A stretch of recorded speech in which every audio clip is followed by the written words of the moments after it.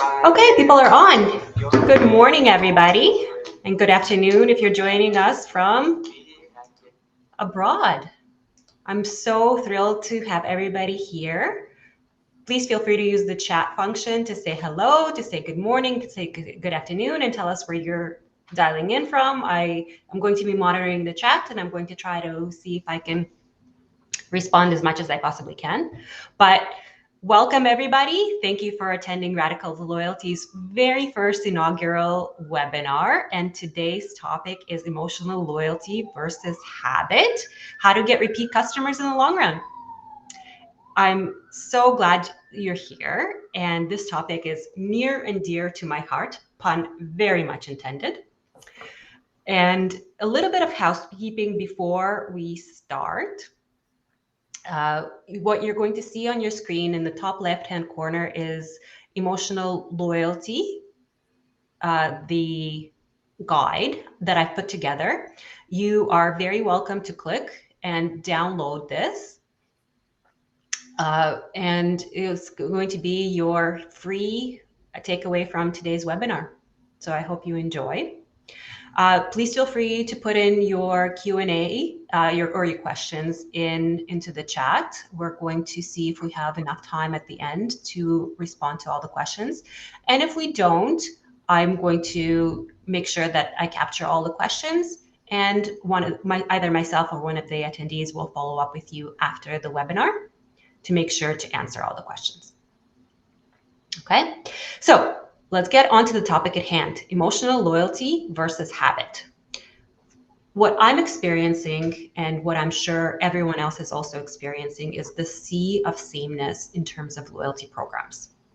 We have relied on transactional and rational rewards for such a long period of time. We get into this game of somebody spends $1 or a pound or a euro and they earn a point, and then they redeem that point for something within the ecosystem. However, now the dynamics of the ecospace is changing. What we're seeing more and more is programs getting into more emotional space. According to Ontavo Loyalty Cloud's report, currently about 65% of programs are rational, but as they are reimagining and re-envisioning their programs, 52% of them would like to be more emotional in the future. So I wanted to get into this topic, and I invited this amazingly impressive group of panelists to talk about the topic because they are so incredibly knowledgeable about it. So without further ado, I'm going to allow them to introduce themselves, and we're going to start with our first panelist, which is Yuping Liu-Thompkins. Yuping, over to you. Hi, thank you, Leah. Hello, everybody. Thank you for being here. I am a professor of marketing at Old Dominion University in Virginia in the US. I have been researching loyalty-related topics for over 20 years. In my research, I have looked at different aspects of loyalty program impact, design, and communications. I've also studied some of the broader topics related to loyalty, such as what makes people loyal customers and how to differentiate between loyal and habitual customers, as Leah was talking about. So along the way, I've collaborated with businesses in different industries like retail, finance, travel. And 4 years ago, I started the Loyalty Science Lab at my university, and it's a research lab and think tank to advance our knowledge of customer loyalty and brand loyalty, and also really to connect the academia with the industry for idea exchange on loyalty related topics. Amazing. I didn't even realize that there was such a thing as having a professor of loyalty, and the fact that you have a loyalty lab is blowing my mind. Next, we have Michael Gawtrey, advisor for home hardware, to introduce himself. Hello, everyone. As Leah mentioned, I'm Michael Gawtrey.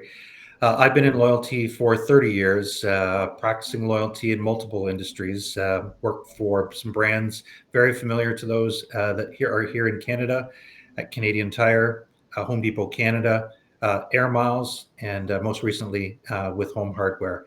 I'm happy to be here today, and hopefully I'll share a few tidbits that help you out.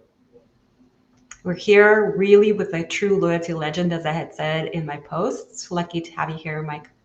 And then last but absolutely not least, Brian Schreiber, Director of Loyalty at Porter Airlines. Hi, good morning, everybody. Brian Schreiber, Director of Loyalty at Porter Airlines. I've spent the bulk of my career in airlines and loyalty combined, mostly on the airline side of things. And for the last 2 years, I've been leading Porter's VI Porter program as we undergo an evolution as the airline continues to grow. Our loyalty program is growing as well. And so certainly with travel, there's a lot of emotional ties to that, whether it's for business or for leisure. So looking forward to the discussion today. Absolutely. What could be more emotional than travel, vacations, and our home? So we have the right panel today. Everybody here is in for a treat. So let's start with first things first. What is emotional loyalty and why is it important, you think? Sure. So I would like to start by saying that a lot of times when we think about loyalty, we are measuring or thinking about it through what people are doing, right? So how much are the customers buying and how long they have been with the company. And these actions are important, obviously, to the bottom line and to how a company is doing. But a lot of times what these actions don't necessarily tell us is the reason behind a customer's loyalty. And that differentiation among the different types of loyalty is really important for managing your relationship with your customers properly. And so one of the reasons that people can be loyal to a brand is the emotional connection that they feel towards the brand or towards the company. And we consider the loyalty that generated from these types of emotional connections as emotional loyalty. And when we think about emotionally loyal customers, they feel a sense of close connection with the brand, and sometimes also close connection with other customers of the same brand. And besides, thinking positively about the brand itself, there is an affection or positive emotions involved in that process, and consumers can feel attached to the brand that they love. And when you think about the identification with the brand, a lot of times the brand eventually becomes an important part of the consumer's sense of who they are as an individual and plays a pretty prominent role in their life and in their mindset. And I think emotional loyalty is really important because it leads to a lot of desirable outcomes for the brand and for the company. So, for example, in Australia, there was a published research study of consumers and looking at how feeling love for a brand can potentially impact the consumer share of wallet related to a brand.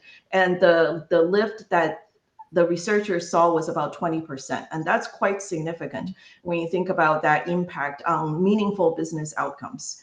And also another important aspect what makes emotional loyalty really important is that emotionally loyal consumers generally are more inclined to advocate for the brand in front of other people, right? So when you think about positive word of mouth, people's engagement with the brand on social media and so forth, usually a lot of times emotionally loyal consumers are playing a really crucial role in that process. And one other thing I will add is also that in our own future of loyalty study that we look at consumers' type of loyalty they hold towards brands and what kind of impact brands can have on them. And we saw that emotionally loyal consumers generally experience a higher impact from loyalty programs. And so emotional loyalty also can potentially increase the impact or become a lever for brands' marketing efforts and make it more effective. Amazing. 20% difference is huge for a business. But as a business, it's really difficult to differentiate someone who's habitually visiting you and someone who's truly emotionally attached. So what is really the difference? And is there anything that a business can do to drive more positive feelings and emotions associated rather than just habitual transactional behavior? So one of the differences that I think, one of the key differences I would say between the true loyalty and habit is how intentional that behavior is. And I'm going to give you an example. Think about customers that go to a coffee shop all the time, right? Mm-hmm. And when you think about the truly loyal ones, they probably go there because they love the flavor of the coffee. They enjoying the ambiance, enjoying working or socializing with friends there. They may have built a good relationship with the people that work there, as well as, maybe other regulars at the coffee shop. right? And so for them, the coffee shop might feel like a second home or a place that they really go to kind of enjoy themselves. But then you think about the other side of the coin, the habitual customers, they would potentially go for very different reasons. The coffee shop might just be around the corner, or maybe on their way commuting from home to work.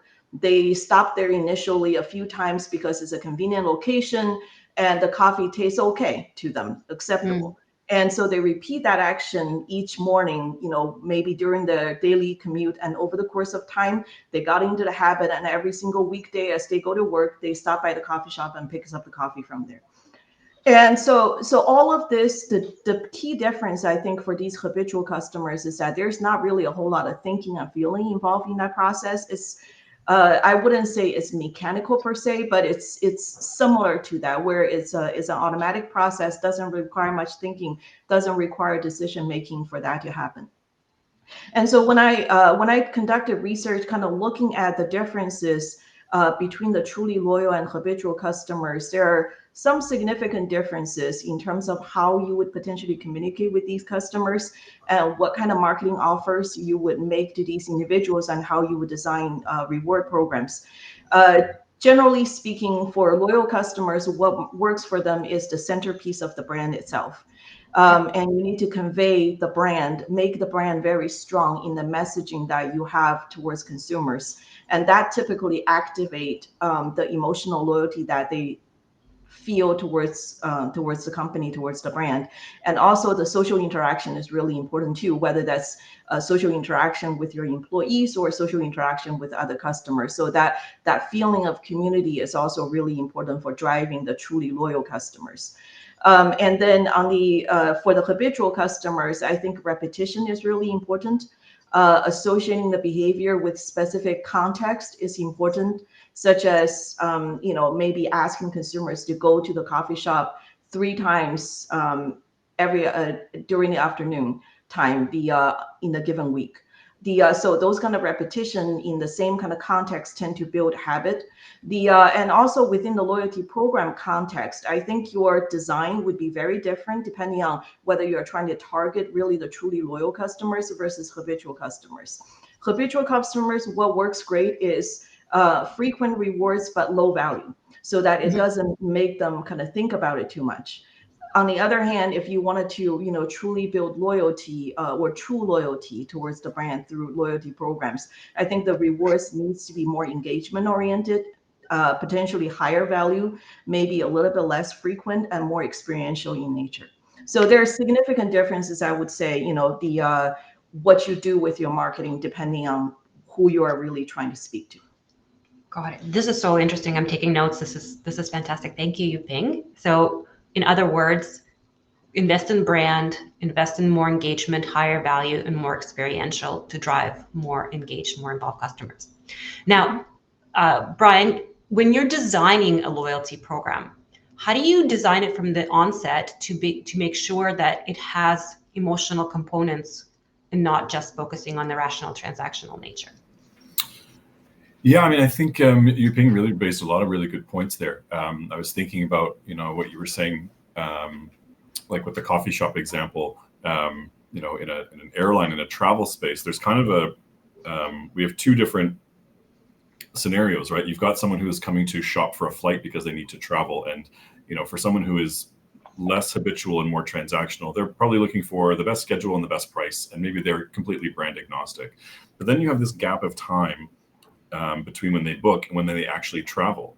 And so it's interesting because they've already paid the transactions on their credit card. They've already paid it off potentially, and then they come in and have this emotional experience when it's the day of travel. And sometimes that's a quick hour flight from Toronto to Montreal for business, but sometimes could take 8 or 10 hours if you're flying from coast to coast. And so it's up to the brand to really reinforce that loyalty, especially for a first-time customer. I mean, as Porter, we're in a position of aggressive growth right now, where we're starting to fly into new markets with people who've never heard of us and never flown with us before.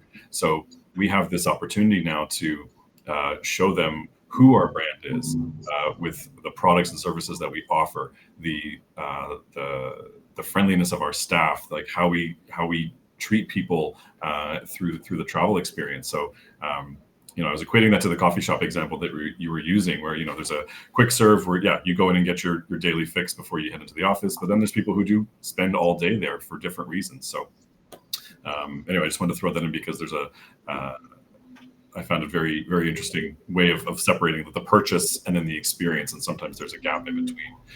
But Leah, to answer your question around designing a program, I think it comes down to a couple things. People want to know what's in it for them, and I think from an airline perspective, that comes down to recognition and certain tangible benefits that you would get in exchange for your loyalty. So yes, you have the points. I think it's unlikely that airlines would get away from the points construct, because that's what people are used to. That can be very tangible. They see their balance is growing. They know they can exchange that for a free flight or a toaster or a gift card, or depending on the level of partnerships that a program has. But there's also the emotional side, which is what are the benefits that I get for this? How is the airlines?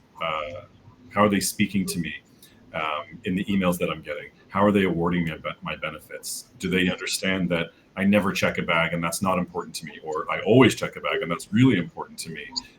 And so I think we need to, we're still a bit of a work in progress on better personalizing and defining different types of benefits for our members. But as you spend more, I think it's a generally understood principle that the more you spend, the more you get, and so it unlocks different benefits as you move up. And so structuring a program that makes the experience better, or bridging those gaps or those pain points that people might experience during travel, I think is one of the key ways of offering or enhancing that emotional aspect of the loyalty. Absolutely. I think as someone who travels with kids, the day of travel is a full day experience for us. And sometimes the kids are cranky, sometimes the kids are excited. And so how do you make us feel like it's a good experience overall is key to whether or not we're going to be emotionally attached. That's it. 100%. Thank you for that. So Michael, how do you create promotions that are not just transactional in nature, but also appeal to the emotional element? Yeah, great question. Leah, I think it starts with something compelling and aspirational that customers can relate to. Following the successful launch of Scene Plus across Canada in 2023, the home hardware team wanted to leverage the power of the new partnership to engage customers through a fun and engaging contest. And rather than just give away Scene Plus points, a focus was put on prizing that would elicit an emotional connection with customers. Enter the Dream Kitchen Makeover, brought to you by Home Hardware. Now, who wouldn't want a free dream kitchen, complete with appliances, free groceries from Sobeys for a year, and fully stocked with Compliments products? And to make it a full partner event, Cineplex prizing included free movies for a year, and Scotiabank topped things up with 10 prizes of 100,000 points for a total of 1 million points. Now back to your question, how do we make promotions that are not only transactional in nature? Well, rather than making the Scene Plus purchase an entry only, the Home Hardware and Scene team wanted customers to aspire to win the dream contest and engage them in an opt-in first. This way, contest entrants were raising their hand and pre-qualifying themselves for the contest. Now, having this opt-in requirement always worries me that people won't do it. But by making that emotional connection with the contest, this pre-qualification was actually surprisingly successful, with over 100,000 opt-in participants in just 4 weeks. Scene Plus also delivered personalized experiences to members on their website and in-app by making members, showing members their entries and potential entries to encourage even more entries. And finally, Scene Plus created a basket runner game in their app that saw nearly 250,000 basket runner gameplays. This Dream Kitchen Makeover was an aspirational contest that was built to engage customers outside of the store and to reward them for swipes across multiple Scene Plus partners. That's amazing. I don't know any other components of the home that are closer to the heart than the kitchen. What a great way to capture the emotion and the spirit. Absolutely. We live in the kitchen. Of course, we rely on it. Absolutely. So for those of you that are not from the Canadian market and don't know, Home Hardware has just recently, relatively recently, joined a partnership called Scene Plus. And Scene Plus originally was a partnership between Scotiabank, which is a bank, and Cineplex, which is a movie theater company. Recently, grocery companies joined as a partner in the mini coalition, even though they do not want to be called coalition. And then Home Hardware joined as a partner as well. And so Mike is in a really great position to speak about how partnerships can play a key role in terms of emotional loyalty and how do you work that within a partnership model where you don't necessarily control the entire experience on your own. You have to rely on all the participants. Yeah, Leah, this is where I feel brands can leverage other voices, specifically influencers that have their own following and build a brand's emotional connection with customers without it coming across like a commercial. While every marketing plan has key advertising channels to get the message out, in Home Hardware's case, flyers, emails, website, and in-store POP, they don't really make an emotional connection with customers. And the marketing teams at Home Hardware and Scotiabank understood this.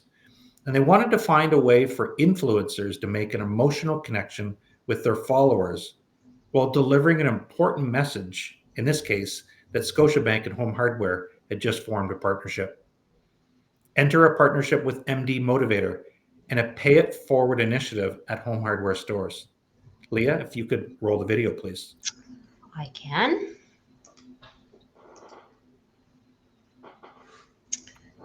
We're going to roll it. Hey, question. Yep. I just sprained my ankle. Oh, shit. Do you have like 30 seconds maybe just to help me move these soils for me? Yeah. Oh, my God. Are you okay? What the hell happened? What's your name? Chris. I'm Zach. Thank you so much. Zach, do you want me to get someone else, too? No, this... I don't want you to work. No. I'm good. Yeah, if we just put him in here, I think that'd be easiest. Let me get him. I don't... You sure? Yeah. Why'd you help? Why'd I help you? Yeah. Because you're in pain. You're going to be able to work all day like that? Is there any chance you can just throw this into the back? I'll work like this the rest of the day. Maybe I could just like sit down or something. That one was leaking, though. You couldn't mind? The soil was leaking? Not the soil, but it was like a little wet. I think it should be okay. Thanks for being considerate. Take care. Thank you. I'll bring this back to you. Chris, wait one sec. First person who is gonna be kind to me. So I'll show you. You're okay? I'm okay. What's wrong? What happened? I had something for you, Chris. You didn't have to do that. You gotta open this up. What is this? We want to surprise Canadians this back to school time. What? You didn't have to do that for me. $1,000. No way! No, it's not! No way, Zach! You're joking! Oh my... What? Uh-oh. Okay, let's try that again. I can't believe it stopped at the most interesting part. Okay. Oh no! The challenge with technology. Okay, let's try that again.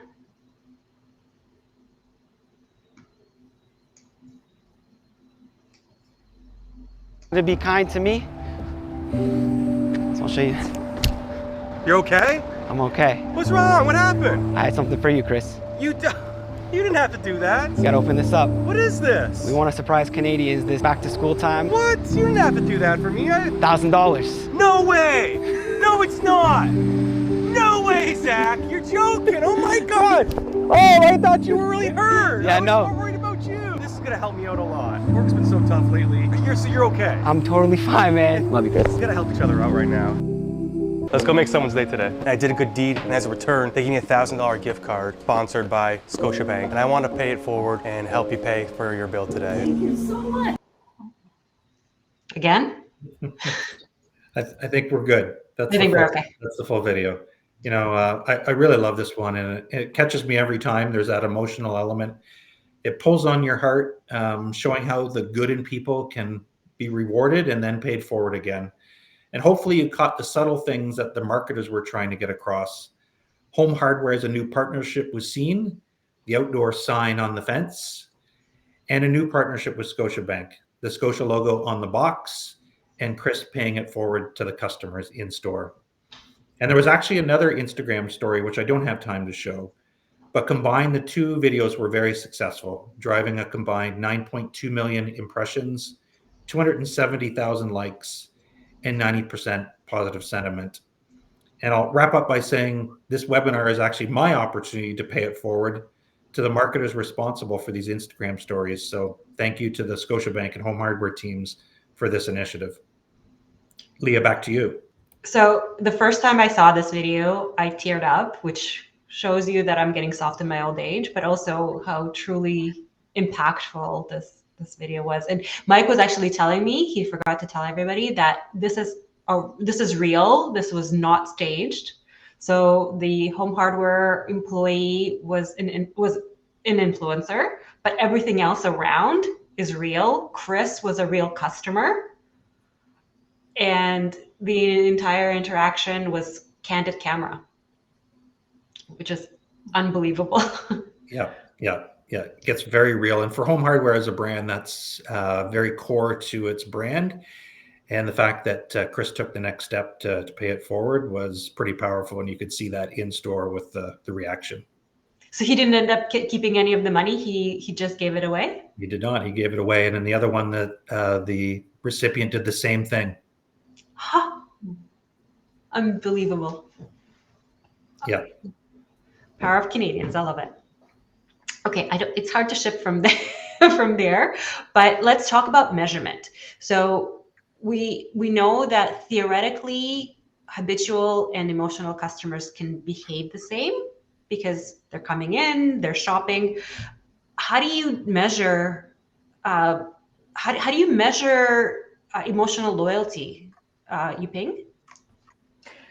Sure. So there are different measures of emotional loyalty that academic researchers have developed.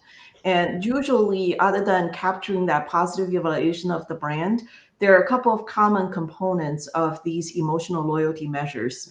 And you are correct that because a lot of the actions look exactly the same, so it's necessary often to use these type of measures with primary data collection with customers using things like surveys and so forth.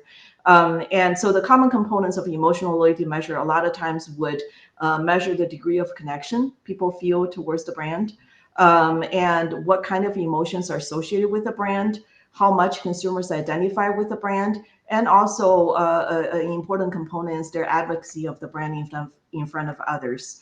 And so the last component here sometimes can also be observed through people's social media interactions, how much they interact with the brand, as well as what they say and how frequently they bring up the brand in their conversations when they're engaging with others in the social media space. So different components to it that I think is a much more challenging measure, I would say, compared with the typical, how long have you been a customer or how much do you actually buy from the company? Right. So it sounds like primary research is really the way to measure. It's not necessarily from analytics or transactional behavior that you can tell the difference. I believe so. Okay. And Brian, how about yourself? Yeah, I think, measuring, customer satisfaction or NPS are certainly ways that we employ today. It's airlines are notoriously, can have difficulty in this space, but it's a place where Porter does very, very well. Again, speaks to the experience and the product that we serve on board and the types of interactions people have with our employees. So we certainly use that as one measurement. I think social media sort of listening or scanning is very important as well. But, I think there's quantitative ways we could look at it as well. So thinking about like advocacy or referrals. So it's not something, so I've seen programs offering referral bonuses to loyalty program members. So if I'm a member and I really want to tell you, Leah, like, hey, this is an amazing brand, you should join this program. I get a kickback, you get an extra bonus. I think that's one way you can measure sort of the advocacy. Really For sure. Have that word of mouth. It's a quantifiable word of mouth transaction, I'll say, as opposed to just seeing an increase in bookings that we think is because of word of mouth. That's something that we can actually measure, and even looking at repeat repeat customers.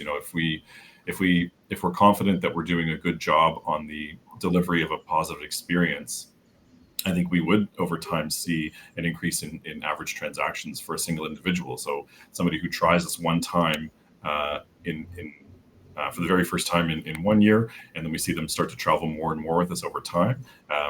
It's a bit of a proxy, but I think you could make the connection that person is feeling like they're taken care of, that they're being recognized, they're earning more points, they're taking advantage of the benefits. Maybe they got a new job in consulting, and so they just happen to be traveling more and more, or they're gone off to university, so they're going back at home. So it's a proxy measure, but certainly looking at some of that behavioral transactional data could help you to uncover where you might be showing a strength on the emotional side of things. Yeah, and this is where you can get into nurturing that customer relationship as they get more and more spending more and more. You can determine where they're traveling and how engaged they are, and then draw out that emotional component. Exactly. And even, I think the way that you speak to people, I think we've touched on that a little bit today, the type of language that you're using to speak to people, and the frequency or the types of messages or the level of personalization, those are all, critical components for any brand, and especially in a loyalty context. But to quantify that, how are your open rates and your click rates doing? If people are starting to feel like speaking to them about things, that's going to just reinforce that emotional side of things outside of the transaction, right? We know that people fly X times per year. We could segment them accordingly, but it doesn't mean that we shouldn't talk to them outside of those transactions. There's ways for us to start to weave our way into their maybe not their daily life, but certainly more frequently, to know that, hey, you've been to New York 3 times. Spring is here. Come check out this XYZ festival that might be happening. So it's a way of yes, trying to promote the brand and promote them to buy another flight, but it tells them like, hey, we see you, we know what your habits are. Here's a coupon code, or here's a reason why you should do this, and we're demonstrating a certain level of hospitality and care that people really appreciate. So I think, again, to quantify that, open rates and click rates, those tend to be sometimes forgotten or breezed over in slide decks, because we just want to report on that after a promotion. But looking at the transaction, or looking at the trend over time, especially if you're making key changes in how you speak to people and what you're saying, absolutely is a way to measure that. Yeah, and nobody, unfortunately, outside of the marketing group cares about open and click rates. That's the bane of our existence. But you hit the nail on the head. Looking at trends over time to see how much more engaged your customer base is becoming is critical, because that way whether your communication is resonating. Now, Mike shared a couple of examples of how emotional loyalty is coming to life for home hardware. Brian, are you able to share what you're doing currently at Porter? I'll say in general, we're a bit of a work in progress. Coming out of a small regional carrier, an airline who had a bit of a fixed scope. We were growing in all around the margins, but coming out of COVID with a massive aggressive growth plan ahead of us, we now have pushing 40 jets that we didn't have just over a year ago. We're flying to way more destinations across Canada, across to the west coast of the US, down to Florida. So there's a lot going on, but from the emotional side of things, I think it's how we're speaking to people is changing within the loyalty program. I think historically, I think because loyalty programs can often be very complex and very nuanced, there was a tendency for us to use more formal type language, I'll say, to ensure that there was understanding of getting, for example, getting double points, explaining that in a more businessy way. So we're trying to get away from that to better align with how the brand speaks to people and how people want to interact with us. So just really down to the words that we choose to use is one thing that we're continuing to evolve. Given the types of promotions, we're getting better at targeting certain offers for people and doing more than we have historically to really try to be in people's inbox a little bit more frequently, and not just when we're having a sale on flights, but to say, giving something extra special to our loyalty members, providing them with opportunities to earn more points, and really reinforcing what those points can do for them. I think points are great, but because they're valued in such different ways across different programs, whether it's Scene Plus, whether it's Aeroplan, whether it's Porter, whether it's Optimum. I mean, these are some huge programs in Canada that most households are members of. Those points are all look and feel and valued differently. So again, we're trying to reinforce how many points you're getting and what you can do with that. And of course, like I said, there's an emotional component to that. That's getting enough points to be able to visit your friend in Vancouver, or to take that friend trip to New York, or whatever that is. People can really, there's an emotional side to loyalty, as we've talked about. So we have a distinct advantage there, but it's how do we bring that to life for people and make Porter their top consideration when they need to travel. And I love the fact that you're still a work in progress. It gives so much hope for purely transactional companies and purely transactional programs to see how they make small incremental steps into the emotional territory. And it's surprisingly how we sometimes talk to ourselves using jargony and business-like language, and we forget that we are a human speaking to another human at the end of the phone, or on the receiving end of that email. And so just small shifts in language and how we communicate and making ourselves sound like a person makes a world of difference. That's it. It doesn't always have to be a multi-million-dollar investment into technology or hiring consultants to come and tell you that. Like, it's literally, really sitting down with our copywriters and understanding what do people want, how do people want to be spoken to from our brand, and what are we trying to communicate here. You can do that in a boardroom in an hour, as opposed to multi-year, multi-million-dollar projects. I love that. And Ping, do you have any examples also from your client that you can share? Well, I wanted to maybe talk about a less commercial setting. When we really think about companies or brands that foster a great sense of emotional loyalty, I think two sectors, higher education and sports, are probably some of the best examples that we can think of as emotional loyalty. So since I work in the higher education environment, so think about that for a minute, about higher education institutions, why people feel such a sense of emotional loyalty towards their brand. And I think a couple of probably not necessarily recent examples, but decade-old examples of things that people do. One is the timing of college education. I think for a lot of consumers is important, right? It typically happens during the formative years of your life, and you just got out of your parents' home and you're experienced the world basically for the first time.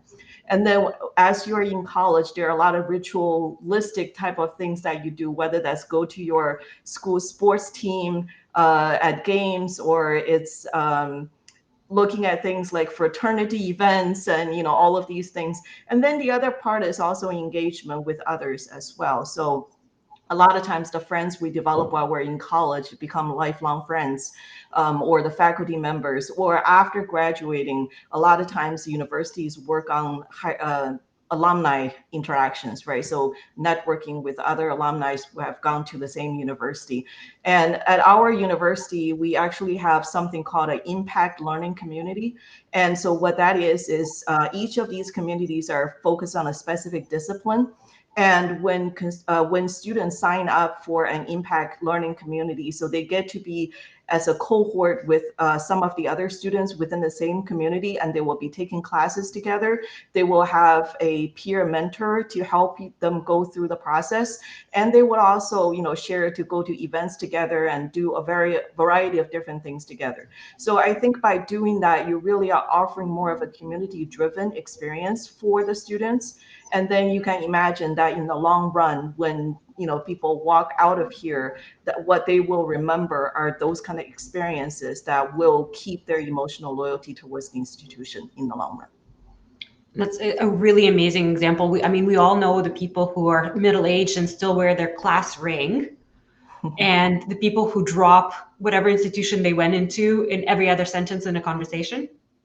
Like, I am a Harvard man. Well, that comes up every once in a while. But you brought up really great points in terms of rituals and engagement with others, be it through mentorship, through events, or through just building of a community. And even though our ideal customers may or may not be in their formative years, those concepts we absolutely can bring forward to life and to make sure that they are included into our program design and the way it comes to life. So these are really great concepts. Thank you for sharing that. Well, I think, Leah, especially it's a really good, really interesting example because if I put the business hat on and maybe a little bit cynical, the universities are probably creating these environments to create those types of connections amongst people, to allow them to have these lifelong friends, and creating these sporting events so that they will go. But ultimately, they do want you to contribute and donate back when you're anonymous, right? But if you think about any other loyalty program, this is not just about looking at your top spenders for this year and rewarding them with things. There's a huge long tail of people who are, whether they're young or just starting out in travel, for example, from the airline perspective. You have to kind of pay attention to everybody and really, guide them through this life cycle to develop that loyalty over time. It's not just something that happens on one day. It's a bit of a slow burn, and so it's a good lesson for loyalty programs to not just look at your top performers in a fixed period of time. It's yes, you might treat them differently because they're showing you more loyalty and they're contributing more revenue, but don't ignore the ones that are just starting out, because they have a huge potential to become a lifelong customer with huge lifetime value. I've never thought of it in a university context, but it's a really interesting parallel, Yuping. And I like the fact that, if you were to contextualize loyalty programs into the real world, you don't come to the first date saying, "Will you marry me?" Right. That would be off-putting. You start slowly getting to know each other and warming up to each other before you can start making commitments. And so why are we asking our customers to marry us on the very first date? Yeah. We're just not there yet. The producers for The Bachelor might disagree with you, Leah, but yes, in general. That's okay. I'm okay with that. So before we take questions, are there any parting thoughts that each of you would like to share on the topic, and then we'll take questions. Leah, maybe I can just jump in and add a few things. Perfect. Home Hardware, if you're not familiar with Home Hardware, is a community-based hardware store with 1,100 locations across the country. The dealer owns and lives in the community. They invest in the community, and the stores are the lifeblood of many communities. The staff are highly knowledgeable and they know their customers by name. And reason why I'm highlighting this is they're the face of the brand. The store is the brand and those staff members are the brand. So we were talking earlier about how do we get feedback and how do we drive our loyalty programs? Well, a big part of that is the staff that support the customers. So in Brian's case, it's everyone that's involved in that flight, from the check-in to the pilot to, they're the brand ambassadors. They're the ones that will build loyalty and create that memory and that loyalty to the brand. So, and they're also the people that you can get feedback about, like, how's the program going? What customers are liking and what they're not liking. So we regularly go out and visit the stores and talk to our staff so that we can find out what's working and what's not working. And I think that's, I always say at the head office, we're just behind the front line. We're just supporting the front line. It's the front line that has the relationship with the customer and how important they are to that equation. Absolutely. I can't overstate the importance of frontline staff as a mechanism for feedback. They are a very inexpensive and a very direct way to get a pulse on what's going on with the customer. And we in marketing don't use that enough. Yuping, did you want to add something in terms of wrap up? Sure. I definitely wanted to echo what Michael just said about, the important role of employees in developing that emotional loyalty. I think that a lot of times when we're thinking about loyalty programs, we're thinking about the mechanisms of it, how to design it and so forth, or how to promote within the program. But I think that aspect of involving employees into that process, particularly customer-facing employees, is really crucial to the success of a program, and really just the role of the employee is very important to developing any kind of loyalty altogether towards the company. So that's really important. Another thing I wanted to kind of echo what Brian said earlier about, not just looking at a consumer in the short run, that this is your heavy buyer and this is our VIP customer, and therefore these are the people that we focus on. In my own research, when I look at the impact of loyalty programs, frequently what we see is that the light buyers, existing light buyers, and people who are not necessarily considered the best buyers of your brand yet at this point actually experience the highest amount of impact from these type of programs. So I think that when we think about analytics driven approach to marketing, when we use metrics such as CLV and things like that, we are frequently limiting ourselves, I think, to the potential of the consumer. So I think some of these analytic or metric measures need to be perhaps reconsidered on how we can integrate that kind of growth component into it. That is more accurately based on an individual, such as lifestyle, life stage, and so forth, and the potential for growth beyond what they're doing currently. You are definitely paying tribute to the title of the webinar, which is how do we get repeat customers in the long run? We absolutely need to consider the long run when we're looking at customers and customer potential. And Brian, any parting thoughts before we take Q&A? I think just continuing that line of thought, I think it's also knowing who you're not and really focusing on, knowing what competitors are doing, but also doubling down on who you are. In our case, we have two primary competitors in our market. Our product strategy is very different. How we approach what we deliver in terms of network, in terms of services on board, whether that's our free Wi-Fi on the jets or snacks and free beer and wine and glassware. Like there's a number of things that we do that are differentiated. So making sure that our loyalty program is doing the same. Knowing who we're not is just as important.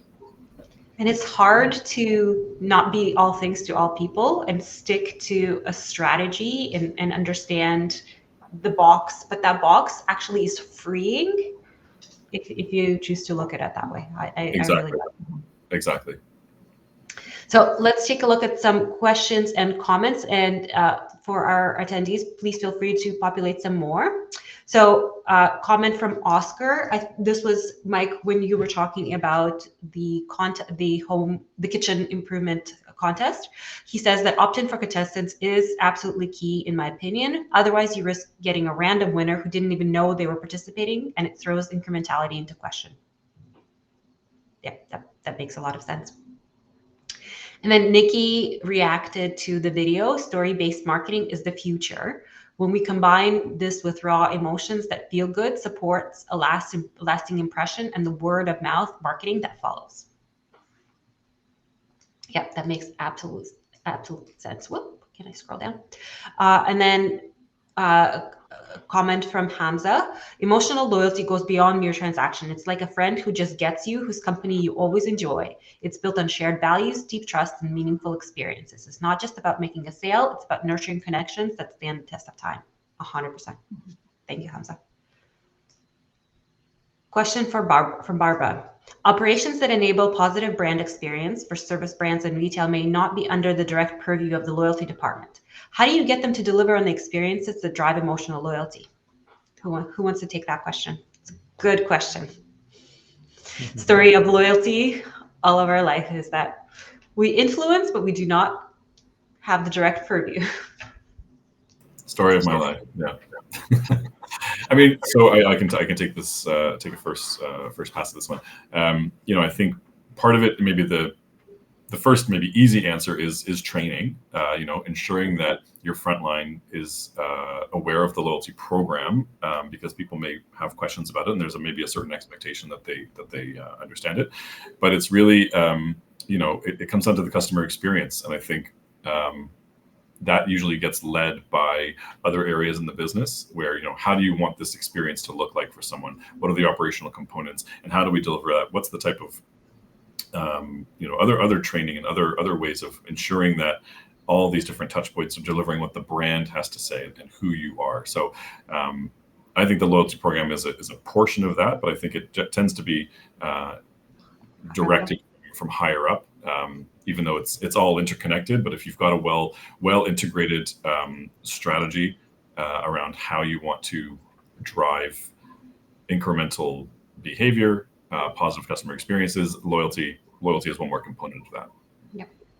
And I have two things that I can also add on that, and that is one, making sure that your frontline staff is part of the program, whether it's in a separate tier in the program or they're one of your, just by virtue of the fact that they're shopping with you hopefully a lot, they get to be one of your best and brightest members. They get to experience the program for themselves, and they get to actually see what it feels like for themselves, and they themselves can figure out what is and what isn't working and what kind of experience they as a consumer would like to have, which then ties into what Mike was saying earlier. They are your best channel of feedback. So they are also the ones that will tell you that something is or isn't working. So that's number one. And then number two is that you get what you measure. So you need to measure the components that are critical as part of the customer experience, and you make sure that reward systems tie into the measurements, depending on how it is you map out the experience. Mike or Yuping, is there anything you would like to add to that? I'll just add in Home Hardware's case to really double click on getting stores to understand the program. Each store at Home Hardware has a store captain for loyalty. We actually had them raise their hand. We've got their direct email address. They all took the training program, and we tracked the completion of the training program. We had store captain sessions throughout the launch that they participated in and were able to ask questions. All of the communication and feedback came through the store captains, and they acted as the single point of contact for the store to understand all the details about the program so that they could basically train. It's like train the trainer concept. So having that brand advocate or that person that really knows the program is critical, because when you get to a scale of 1,100 stores or, depending on the size of your business, it becomes increasingly harder to ensure the consistency and the knowledge of a program. So that's an approach Home Hardware took, and it was very successful for us. Perfect. Thank you. Absolutely. Captains are very important. So a comment from Tyler: hard to overstate the value of a true community. Absolutely. Comment from Barbara: fun fact, this type of loyalty is typical for the US, not necessarily other countries. Germans don't feel it. Our unis have very few alumni things going on, and they never ask for donations. Good to know. Question from Eric: would you agree to say that emotional loyalty is synonymous to brand advocacy? I can speak to that. So I would probably not necessarily use the term synonymous. I would say it's very closely related. So typically when we look at the people, or at least in the unpaid advocacy type of situation, is typically from individuals who have a strong sense of emotional loyalty towards the brand. But sometimes when you are measuring that kind of advocacy behavior and link that to emotional loyalty, you have to also consider people's personality differences as well. Some consumers, they could be loving your brand, but just posting and bragging about something, it's just not in their nature to do. So the fact that some consumers might be more silent doesn't necessarily mean that they're not feeling emotional loyalty towards you. I think that's why beyond measuring that social media interaction, for example, you also truly really need to get into that primary research with your consumers to really find out how they're feeling. And that's not necessarily always expressed. But I would say, yeah, close related, but not always go together. And brand advocacy is just one of the outcomes of emotional loyalty. It's not the only. Yeah. And then one final question from Oscar. Question for the panel. Leading in loyalty means balancing brand building, customer engagement, revenue generation, and tech stack that supports the program. How have you approached your internal partners to help explain how you balance your efforts across these dimensions? And what has resonated with your partners the most to help you work against a long-term vision versus a short-term vision? That makes a lot of sense. Mike is smiling. Does that mean you want to tackle it first? Well, there's a lot wrapped into that question. There's all sorts of components to that question. I'll speak to it from just like engaging the departments and the field in the loyalty program, because that's so critical. They don't necessarily need to know all the nitty gritty around the revenue generation. They need to understand it, like what's in it for them and what's in it for the stakeholders that they support. And Home Hardware is a dealer-run business, so all of the parts of the head office support that operation. We spent a lot of time with those parts to make sure that they were set up to support the dealers and answer questions. And that's really important. And then spent questions with the field team, time with the field team so they could support it. So where I'm going with that is if you have multiple parts of your organization, the loyalty marketer has to engage all of those parts in a way that highlights what's in it for them, like what matters to that audience. So you have to kind of think that through, because every audience is going to be a little bit different. You know, they may not be that interested in the KPIs for the loyalty program, but what they're interested in is, you know, was that a net new customer that came in? Did they spend more? Like, am I getting a return on investment? And those are some of the questions that you'll get from operators who are spending the money on these programs to be like, am I getting a return on investment from these programs? Absolutely. I learned so much from this webinar. I have a ton of notes. So we have 20% lift from emotionally engaged customers. We need to make sure that our programs involve rewards that are higher in value, more engaging, experiential in nature, and we lean a little bit on brand, not only on the mechanics of the program to create that kind of relationship.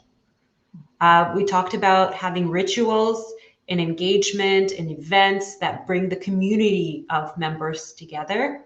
We talked about how we measure the program and the words that we use, and looking at customers over their life cycle. So not just where they are currently in a moment in time, but where they're going to be when they reach full maturity with our company, and how importantly crucial our employees are to the loyalty program and to the emotional engagement. I want to thank each and every one of our panelists who were fantastic, who spent a ton of time preparing for this webinar and brought their thought leadership and their experiences for us to benefit from. And thank each and every one of you for attending. I really appreciate you taking the time. I'm going to be sharing, this webinar was recorded, and I'm going to be sharing the messages with everybody. I see one last question that came in. We're going to address that offline. And with that, I want to thank everybody and have a wonderful, wonderful day. Bye-bye. Thanks, everyone. Bye now. Bye.